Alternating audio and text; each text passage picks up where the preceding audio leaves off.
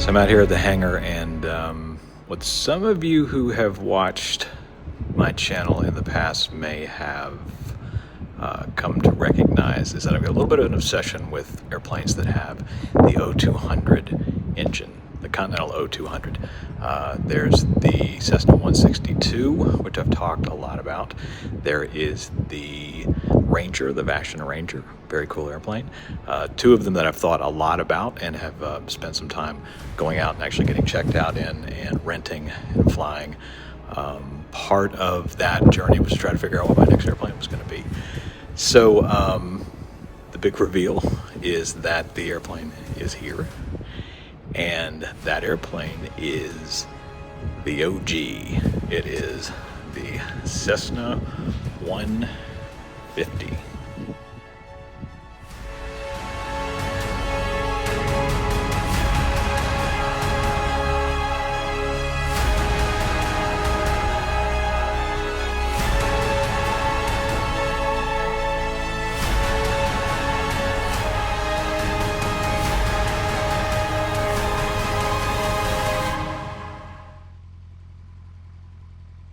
Hey YouTube, Future Todd here, and as always seems to be the case when I get into a new airplane, most of the audio was messed up from the headset this time. So I thought I'd go ahead and record some voiceover to discuss why I'm now flying this 50-year-old Cessna 150 Mike model, a 150M, and what I hope to accomplish with it.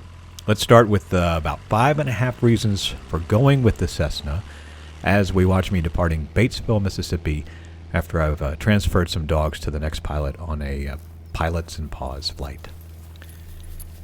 All right, reason number one. If you happen to watch my video about why I sold my Piper Tomahawk, this was reason number one for that sale, hence it's reason number one for this purchase. That's right, it's the autopilot. So, first of all, Cessna 150 can actually accept some STC panel-mounted, permanent autopilots like you'd see in other aircraft.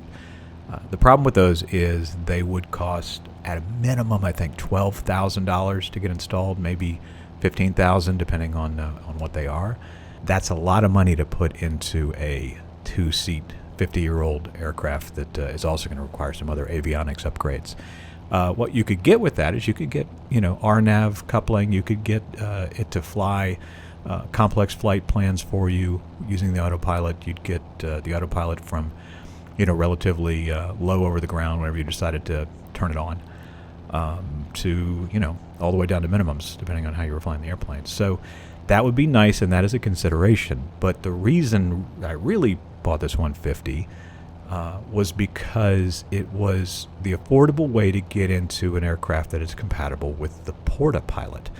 And the PortaPilot is a portable autopilot that's only, I say only, but with two-axis capabilities is about $3,000, and it happens to work with the 150M model and some of the 150L models, so not all of them, depending on how the yoke is designed. So that was really a major reason why I bought this airplane. I could have gone with the Skycatcher, which does have an autopilot available. Of course, they're not making new ones, so you have to buy one that has an autopilot in it. Or the Vashon Ranger all have autopilots because they've got the Dynon glass, but that is, they're very expensive. They're $80,000 is what the 162 would cost if it had an autopilot in it, roughly, or more. And the Vashon Ranger, the lowest I've seen one of those for, is about $110,000 on the used market. So I was able to buy this 150 for what I sold the Piper Tomahawk, and I could hopefully will be able to show you here in the next couple weeks an autopilot capable O200 based airplane, similar to those LSAs, with a little bit of baggage, and that's actually a pun. But the Cessna 150, less than $50,000. And with an autopilot. So that was reason number one. Reason number two is related to reason number one, and that is that the Cessna 150 is the Cessna 150 and 152 is the most produced two-seat civil aircraft ever. and it's on par with the Cherokee PA-28 family at about the 32,000 total airframes that were built. That means that there are a lot of spare parts, there's a large aftermarket, and there is stuff that's built new for these airplanes, like that Porta-Pilot, because they know that there's a market for it. For instance, you can tell from some of these shots that there's kind of some crazing on the, particularly on the right side passenger window in the 150. I'd like to replace that maybe at the next annual or maybe the next oil change. Looking around online, I can get that window for $150. We'll see what it takes to actually get it installed, and the labor charges and all that. I think there's probably some effort to getting that 50-year-old window or the 50-year-old technology figured out. But the parts are there. They're relatively easy to get. New doors or replacement doors for a Cessna 150 or a couple $100 versus thousands and thousands for like a Cessna 162, because there's just so many more of them, and there are still a number of parts dealers and even parts manufacturers for these airplanes. So reason number 3 is kind of specific to this particular airplane, and that is that, it's got that O200 I keep talking about, but the one in this plane is a relatively low time engine. It's only a little over 500 hours that it's flown, and that's since it was new from Continental. So it's not even an overhauled engine. It's not an engine that's been around for 30, 40, 50 years and overhauled a bunch of times. It was brand new 500 hours ago. And I think that's really nice for a couple different reasons. One, it just means that I've got about 1,200 hours before I would have to worry about overhauling it. So if I was going to keep it for 6, 7 years, 8 years and fly at 150 hours a year, then I'd start to have to think about overhauling it. We assume. I mean, anything can happen to an engine at any time. You can have cylinders that need to be changed out. You can have a lot of maintenance that needs to be done.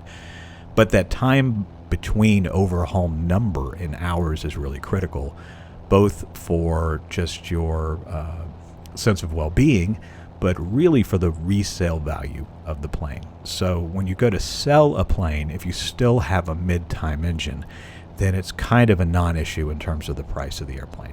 If it's a high-time engine and it looks like you may have to overhaul it sometime soon, then you're going to get less money for that plane. So I like the idea of not only having the good engine.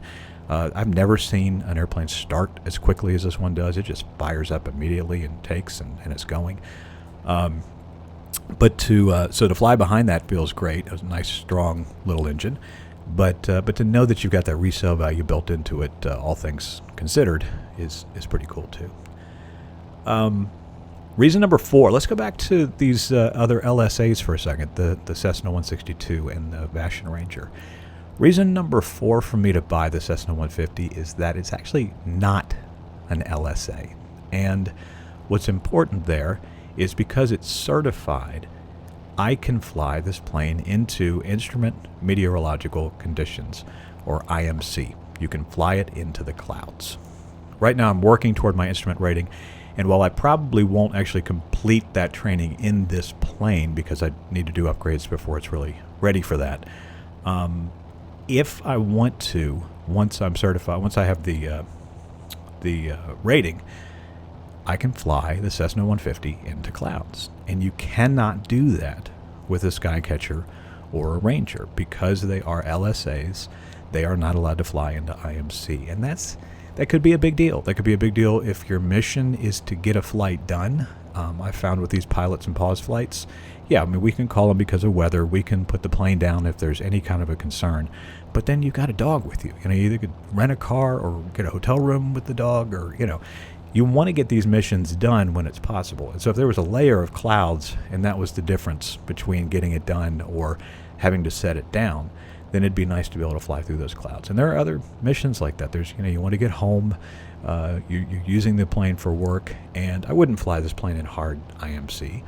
But if it was getting through a layer of clouds to get up above and get a sunny day, or to get back down and get down to the airport, it'd be great to have that option of doing that in the 150.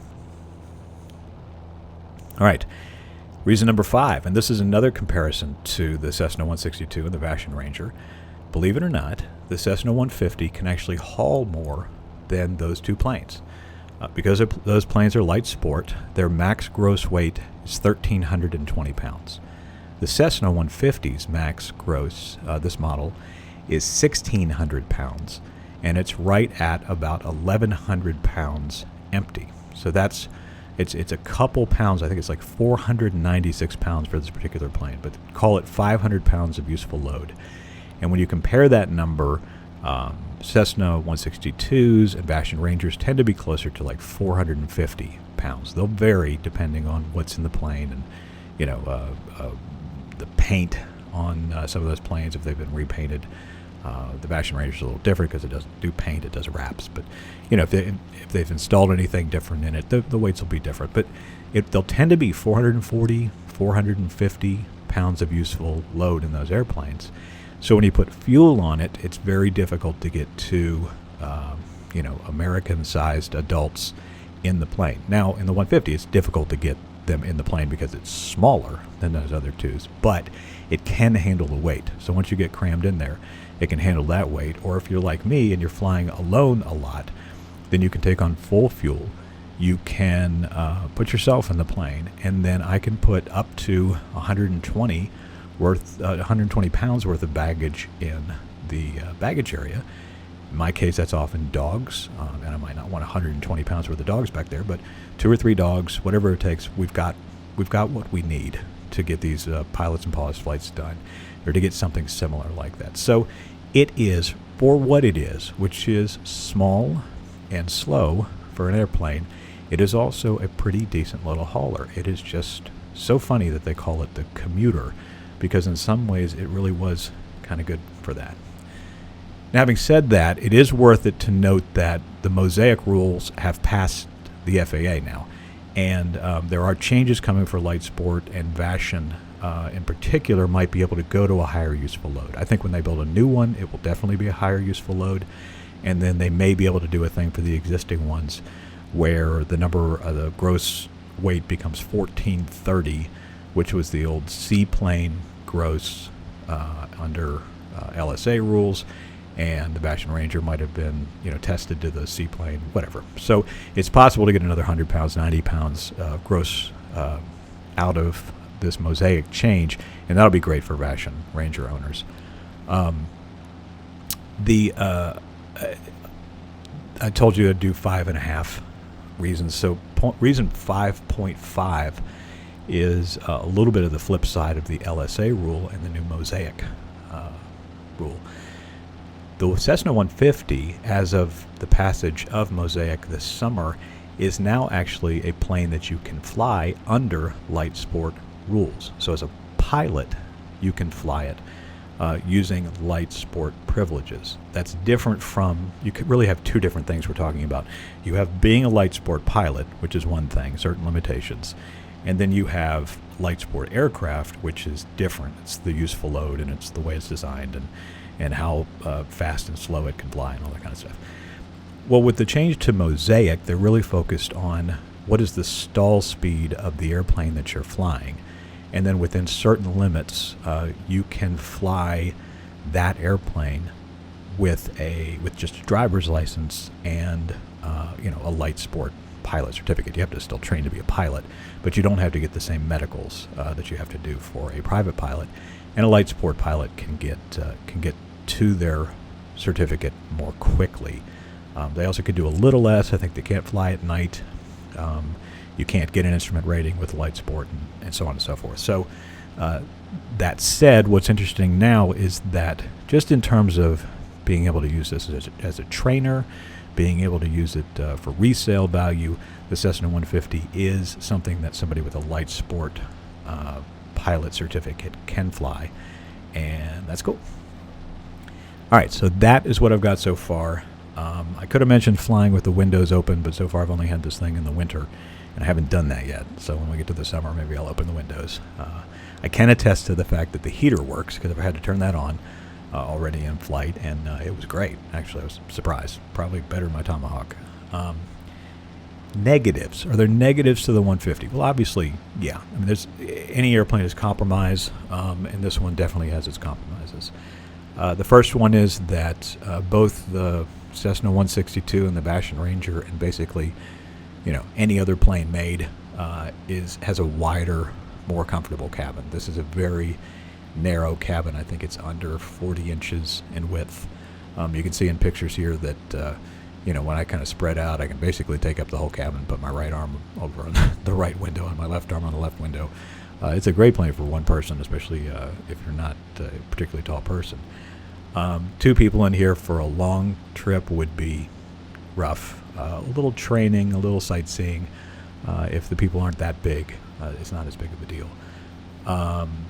One of the things that did kind of impress me was they have little, this plane at least, I don't know if they all do, has little hangers like you might find in the back of a car or the back of an SUV, where I could put my bags. And I was like, this thing really is, you can really see why they called this the commuter. I mean, I didn't have that in other planes, but I thought that was kind of cool. Second, the Skycatcher and the Ranger are both a little faster than the Cessna 150. The 150 is a 90-knot airplane.